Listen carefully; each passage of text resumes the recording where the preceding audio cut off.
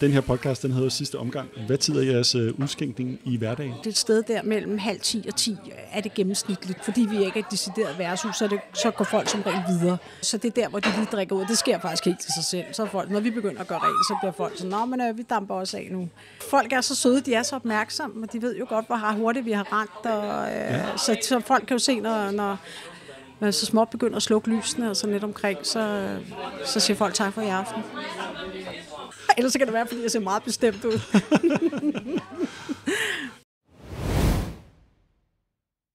Velkommen til Sidste Omgang. Mit navn er Nikolaj Bank, og i den her podcast tager jeg ud og besøger store små barer og værtshuse. Og her taler jeg med bartender og ejere, og måske en gæst eller to, og hører om stedet. Hvad er stedets historie? Hvem er den typiske gæst? Og hvad gør det til et særligt sted? Og selvfølgelig, hvad sker der, når det er tid til sidste omgang? Og i dag har jeg taget, hvis ikke et skridt til siden, så et skridt skråt fremad. Cirka 200 meter fra min egen bolig ligger det fantastiske sted Chicky Grill. Og her sidder jeg sammen med dig, Bruna. Ja, hej. Ja, hej. Og velkommen. Tak skal du have, og tak fordi I måtte komme. Det er jo, for mig er det jo et sted, jeg går forbi, hvis ikke hver dag, så flere gange om dagen. Og jeg har kommet her rigtig meget som gæst, og nyder det her, og ser frem til at kunne vise det frem til min egen søn, når han lige bliver lidt større, og vi kan gå herned og spise sammen. Så Chicky Grill, hvad er Chicky Grill for et sted? Chicky Grill er vores lille perle. Det er et sted, hvor vi er 3 generationer, 10 mennesker i alt, som strækker sig fra min mor på næsten 80 til de yngste børnebørn på 18 år. Det har været kørt som familierestaurant i 46 år, som vi har haft det, og grillen har eksisteret i 52. Og det er stort set det koncept, som det startede med i 72. Og så overtager mine forældre det i 78, da jeg er 4 år gammel. Så jeg kan ikke huske, det ikke har været en del af vores liv. Og nu er det en del af hele vores families liv. Det er jo fantastisk, fordi det er jo en del, som du siger, af jeres families liv, men også af mange andre familiers liv, som jeg nævnte med min egen familie, søn, onkel, hvor man kommer hen. For der er vel noget for alle? Jamen, det er der. Vi har jo alt lige fra jyske håndværkere til børnefamilier. Vi har de familier, som kommer ned og viser deres spædbarn, og lige pludselig kommer de i praktik 14 år efter. Det er ret sjovt. Vi har turister, fordi Kødbyen er jo blevet kæmpe attraktion på det område, så vi har voldsomt mange turister. Rigtig mange hoteller, som spørger, om de må have lov til at henvises, fordi at vi er et af de få sidste steder, hvor du kan få traditionelt dansk køkken, i hvert fald på Vesterbro, til en pris, alle kan betale.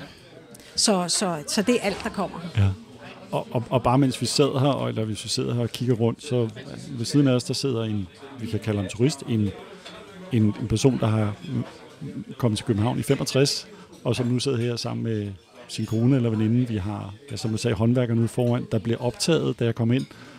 Så bliver der optaget video herinde også, skuespil. Du må selv forklare, hvad det er. Ja, men hvad jeg kan forstå, så er det Koda, som er ved at lave sådan noget video, reklamefilm omkring forskelsbehandling på kvindelige og mandlige kunstnere. Så vi ser jo ja til hvad som helst, så der sker noget nyt hver uge. Det er jo fantastisk, fordi det er jo et sted, hvor der er enkeltmandsbrugere, og så er der ligesom en gang imellem ind og ud, og det er det.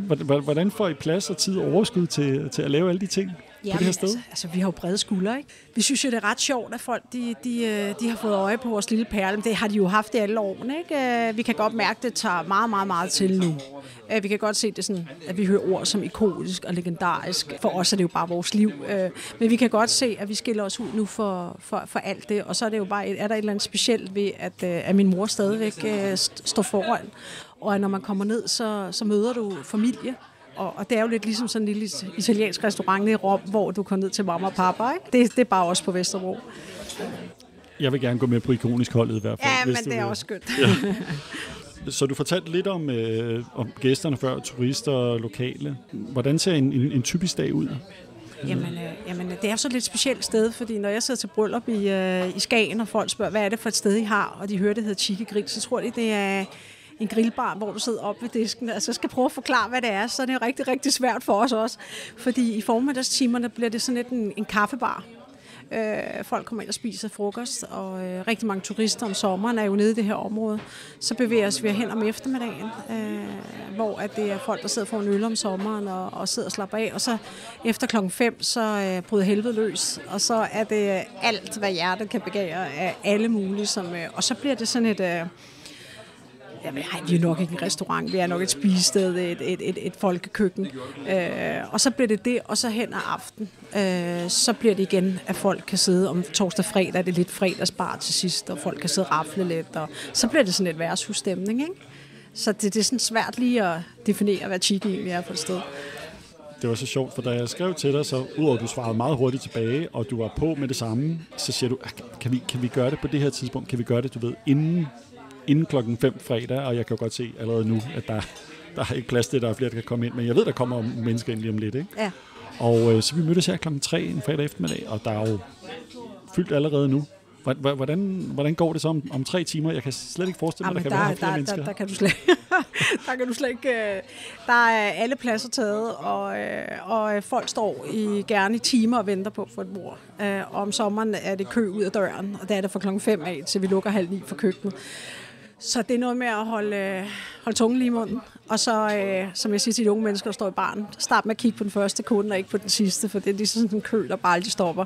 Men det er så fin stemning, og folk er så glade, så det er bare super lækkert. Så normalt i den her podcast, så er jeg jo på bar og værtshus, og det her, der har jo, som jeg skrev til dig, jeg synes jo, det har en brun vibe over sig, kan man roligt kalde det, når vi kigger, ikke du på bordene i dag, men der er i hvert fald røde plisserede gardiner og brun træværk. Ja, så normalt så vil jeg jo spørge, hvad sælger I så mest af i form af drikkevarer? Og jeg kan jo se, at der er tuborg på bordene her, men er der en form for, jeg har lyst til at sige, hofret eller standardret? Hvad er det mest populære på menuen på maden? Jo, men vi sælger jo bare virkelig meget flæskesteg. Virkelig, vi sælger jo bare virkelig meget. Vi skifter jo dagens ret hver dag. Og, så vi har de her masser af håndværkere, de kommer og gerne vil have en ny dagens ret hver dag. Ikke? Vi har jo været med i kampen om Danmarks bedste bøfsandwich også. Jyllingburgerne. Så den sender vi også virkelig mange af. Men flæskesteg og brun sovs, virkelig meget brun sovs, er, så jeg vil lige for sige, det er lige før jeg vil sige hofret, det er brun sovs. Men kan man bestille det separat på menuen, mere brun sovs? Ja, du kan få det lige så meget, du har lyst til. Og hvad drikker folk så til, når de kommer her? Jamen, vi er jo, det er jo mest, altså øl har fået sådan en helt revival for os i hvert fald. Så vi prøver sådan at dække det ganske land, lige fra blå tor til Fyns forår til ale og sådan noget. Så det kommer lidt andet på, men øl vil jeg så sige, det er bare, sælger vi virkelig meget af nu. Så vin og sodavand, det er sådan en sideting, ikke? Og vand. Og om sommeren, der er der borde henad og langs siden. Ja. Også populært besat. Ja, der er fyldt op. Om sommeren fyldt op ind og ude. Jeg så, det var faktisk noget, jeg ikke lagt mærke til før, men der var nogle af bordene, der var reserveret. Man kan simpelthen reservere det bord hernede. Ja, torsdag og fredag. Mandag, tirsdag og onsdag kan du ikke, fordi der har vi så mange håndværkere, der kommer, så det bliver fuldstændig umuligt for os at hive sedler fra til bordene. Men der er rigtig mange, vi er jo folk, der allerede, nu er vi i marts måned, og der er folk, der allerede har bestilt til maj. Så det er lidt sjovt. Folk booker virkelig god tid, ikke? Fordi at, altså allerede i starten af ugen, der var det slut med pladser for i aften. Ikke? Men så booker vi kun halvdelen af lokalet, fordi at du skulle altid kunne komme fra gaden. Så vi booker ikke alt, for ellers kommer folk jo heller ikke, hvis de ved, det er fuldstændig umuligt. Men bookning skal der til nogle gange. Ja. Og du fortalte jo selv lidt om familiehistorien før og stedet. Var det logisk for dig, at du en dag skulle stå hernede også? Var det givet? Nej, det var det egentlig ikke. Altså, det blev kastet lidt i armene på en af vores far går hen og dør i 89, da jeg er 15 år gammel.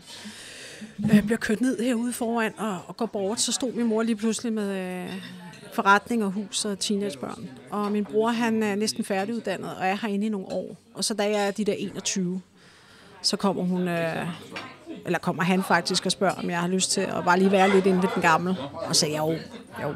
Og så og i år har jeg 30 års jubilæum herinde, og kunne ikke forestille mig et andet arbejde end det her. Det er fantastisk.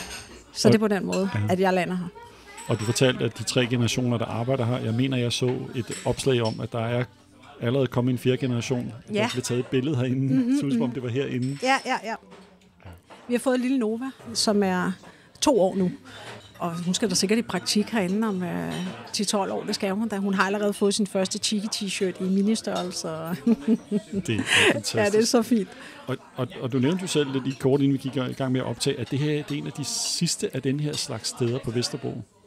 Ja, men det tænker jeg, det er. Altså, når folk kommer ned og spørger, så noget, som bliver kørt, tror jeg, som folkekøkken. Vi gør jo alt for at holde priserne så langt nede, som vi overhovedet kan, fordi at min forældres filosofi, det var jo, at man altid skulle kunne gå mæt i seng. Så vi forsøger alt, hvad vi kan, at holde alt ned, og så må vi bare rende lidt stærkere. Og rende stærkt, det gør I hvert fald. Ja. Mens jeg har været her i den korte tid, de kvarter 20 minutter, det tog mig at sætte op, der gik du frem og tilbage. Der sker jo noget hele tiden. Ja. Folk ind og ud, kunder ind og ud, mad, gæster, ja, det er 1000 bolde i luften. Plus man skal være ekstremt kundevenlig. Det er jo også det, vi kan. Det er det, vi kan som familie. Det er at se alle de gæster, der kommer, og få dem til at føle, at de er en del af vores lille oase kort øjeblik. Og det, vi hele tiden får tilbage, det er jo, at folk de føler, at de fik en pause. At de, ligesom om, at verden bare kører rundt udenom os. Men Chiki er bare der, hvor du bare kan trække hvert øjeblik. Og der er tid til, at man kan tage en sludder med en kunde, eller give et kram. Det er der mange, der har brug for. Så den her podcast, den hedder Sidste Omgang. Hvad tid er jeres udskænkning i hverdagen? Ja, men køkkenet lukker 8:30, og så hedder det et sted der mellem 9:30 og 10 er det gennemsnitligt der, hvor vi kan se, at enten folk, fordi vi ikke er et decideret værtshus, så går folk som regel videre. Så det er der, hvor de lige drikker ud. Det sker faktisk helt til sig selv. Så folk, når vi begynder at gøre rent, så bliver folk sådan, nå, men vi damper også af nu. Så det er der omkring, et sted mellem 8:30 og 10. Der er ikke nogen playliste eller klokker, der bliver ringet på? Nej, det er mange år siden, det sker. Ja.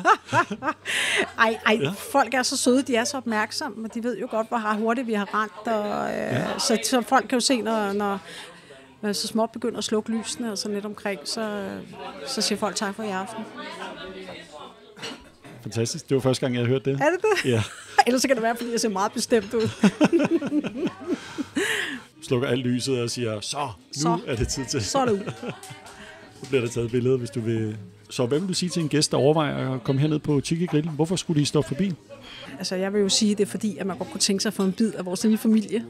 Og få en anden oplevelse af nærvær og taknemmelighed for, at folk vil være her. Vores branche er jo i den grad ramt af mange unge mennesker, som ikke måske lige, det er bare et fritidsjob her. Der er alle vores unge mennesker, uanset om de er en del af familien, eller er de en del af vores lille familie, og det smitter af.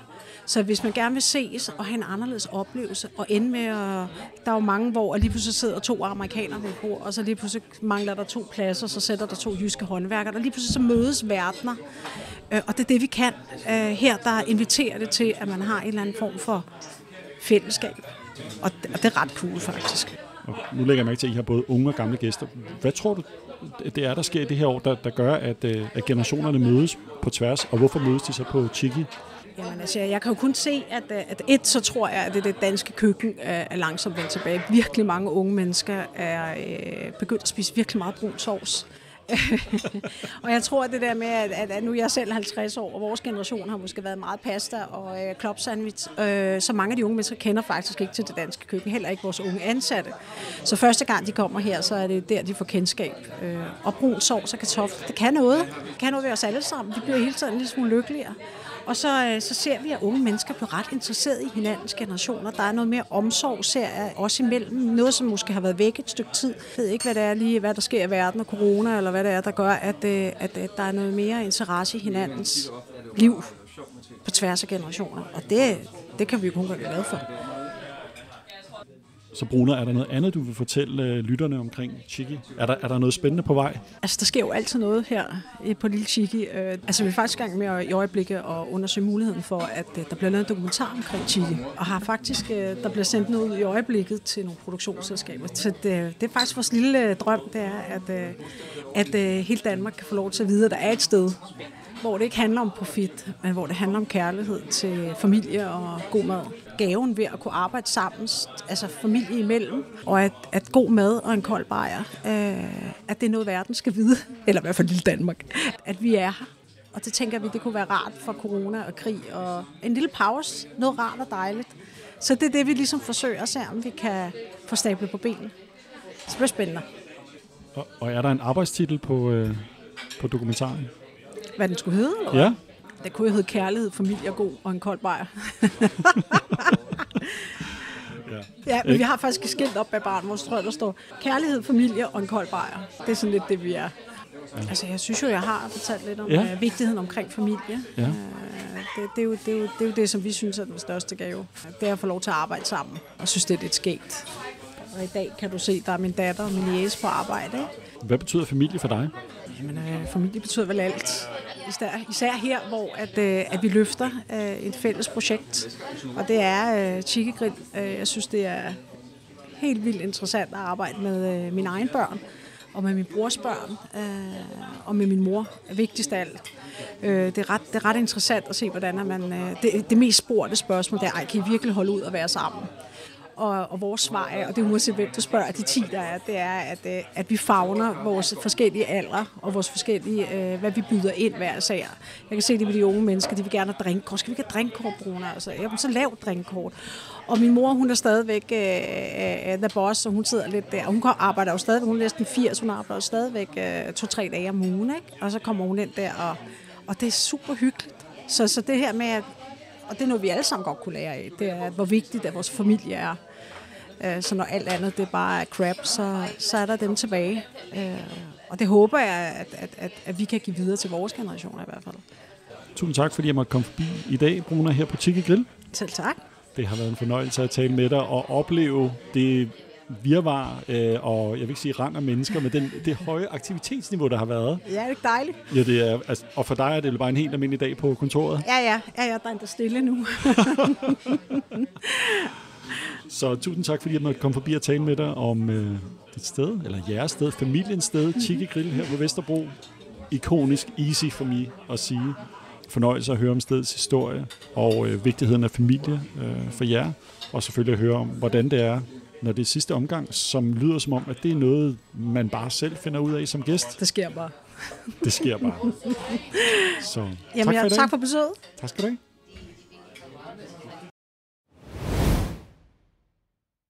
Hej du, det er Nick her, værten på podcasten sidste omgang. Først vil jeg sige tak til dig, fordi du lytter med på mit lille hobbyprojekt sidste omgang. Det er jeg rigtig glad for. Jeg vil også blive meget glad, hvis du vil gå ind på din podcast-app, eller hvor du nu lytter til sidste omgang, og give mig 5 stjerner for podcasten, hvis du altså synes, jeg fortjener det. Dernæst så kan du følge mig på diverse sociale medier. På Instagram skal du søge efter sidste omgang, og på Facebook hedder hjemmesiden, ikke så overraskende måske, sidste omgang. Jeg er også på TikTok under, ja, du gættede det, sidste omgang. Til sidst så vil jeg sige, at hvis du godt kan lide podcasten, så send et link til nogle af dine venner, eller måske en gammel skolekammerat, som du engang gik meget i byen med.